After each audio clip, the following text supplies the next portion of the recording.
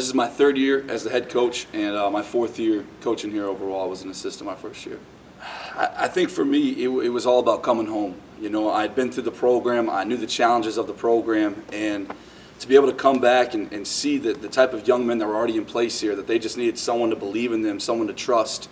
You know, so many head coaches before me, it was just like a revolving door, and then to get the opportunity from our athletic director to come back and to come home was huge for me. To come here and to see what these young men have accomplished at Charter with everything that goes against us. You know, it's a challenging place to be a head coach and to be a football coach, but it's been awesome. And it was a decision when the opportunity came up, I wouldn't want to be anywhere else. For me, there wasn't a bunch of negativity around it. You know, I'm so close with my family, and those 4 years away, you know, I'm very close to my younger brother, you know, and so not being around him for those 4 years was tough on me, to be honest.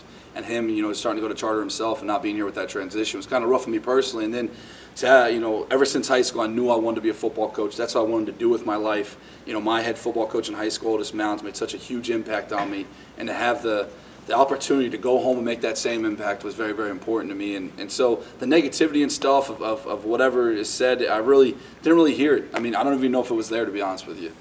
Oh man, it's awesome. You know, the other day I was just funny. I was telling the boys, you know, after we beat Westminster in the semifinal, you know, to be an undefeated team, I was driving back from Chipotle because I bought the offensive lineman lunch, and I was sitting there in the car, and tears started coming to my eyes because just how special this moment is, and how great this whole week and these 2 weeks have been, and to have an opportunity for these guys to meet the standard they set for themselves in January is awesome. And to have that be history, to be the first championship in school history, the first championship in the city. You know, with this win, we'll have the best record in the city for 2 years in a row. I mean, that's awesome. And to me, it's more of seeing how much the young men have developed is what really makes it special. Well, I think it's funny, you know, a lot of people and other people outside of the program, you know, would say to me, you lost your starting quarterback, you lost 4 of your starting offensive linemen, you lost 6 starters off of a defense that was second in the conference last year. Everyone was sitting there saying, oh, you know, just have a good season this year and things like that. But I think within our program, within our coaching staff, we knew the young men we have coming back. And our expectations was not to just get to FAU, but to, you know, to get there and win is our expectation, our standard. And I think with the young men we have and that have been in this program, we definitely were able to meet the expectations we set for ourselves. The preseason, you know, losing the preseason, and we lost week 1 at Coral Shores. There was a few moments that weekend after Coral Shores where, as a coach, you really question what you're doing. You question whether you had the right kids in the right positions.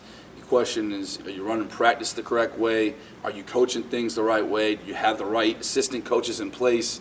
And the emotions then of the doubt and second guessing and things have kind of all steered away, and now it's all about just continuing, you know, finding the right recipe after that week and to continue to go on to continue to build, and now to have that recipe in place and just to follow that.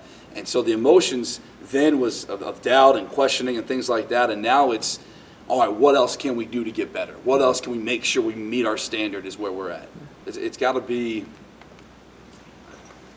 I don't know, for us as a program, we've made games be big games. And the year before we got to the semifinals, and for us to get back there and with about 2 minutes left to look up at that clock and see that we were winning the semifinal, that we were going to FAU, that's been the most memorable, I think, because we've been in a bunch of big games before, but we never really took care of business. We never really won them. And so for us to come through and to get that victory and to take that next step as a program has been awesome. Was the most memorable thing, I think. There's definitely been challenges and adversity for these guys off the field and on the field. But I think, you know, we talk with our boys before every single game. They got to do their job with relentless effort, unbelievable passion as a family.